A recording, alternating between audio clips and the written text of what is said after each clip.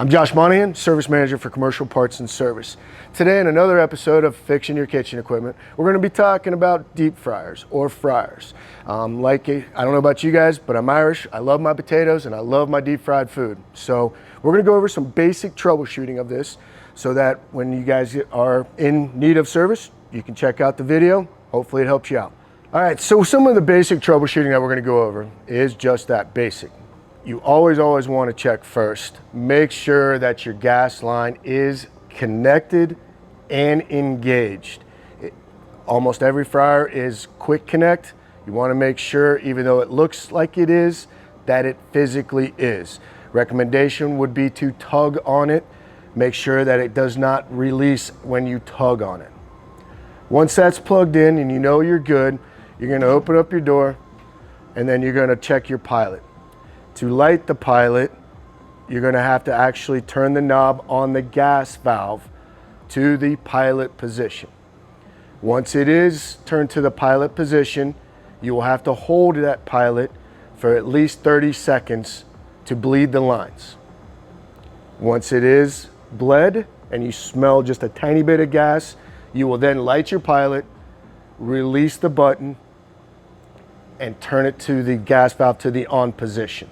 So once we have the pilot lit, we're going to go ahead, we're going to turn our gas from pilot to the on position, and it is plainly stated on the knob.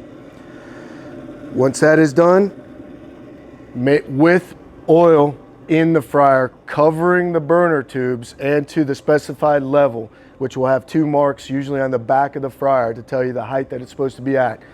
Go ahead and turn your thermostat to the cooking set point temperature that you desire.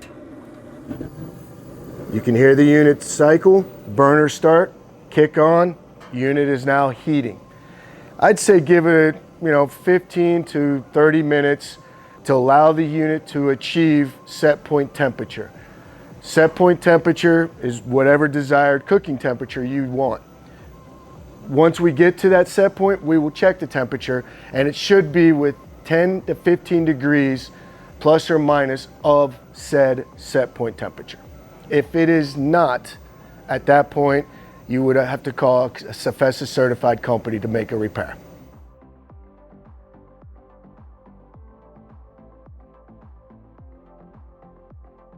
So one of the last things we're going to look at is the high limit. Somebody's been using the machine all day, cooking 300-400 degrees, 425, what have you for your product. It's been 8 hours, 10 hours, hopefully longer than that. Business is growing. You go drain it out immediately after the use without allowing it any cool down time. What can happen is a high limit can at times trip because it is a temperature sensor. In that case, in that instance, the way you're going to know that is once you've drained it out, you refill the fryer with fresh oil and you go to relight, nothing happens. Just give it time, let it cool down, and eventually at some point it should, in theory, reset.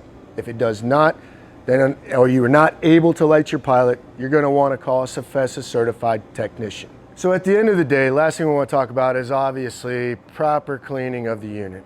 You guys have used it again, hopefully 8, 10, 12 hours, what have you.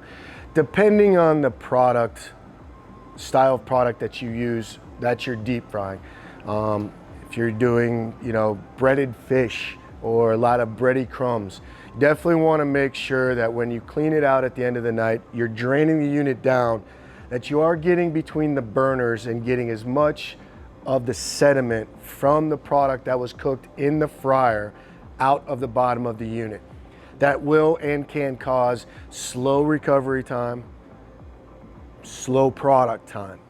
So usually you will use a poker, kind of scoop it out, and do not use water. It's not recommended. Oil and water don't mix too well.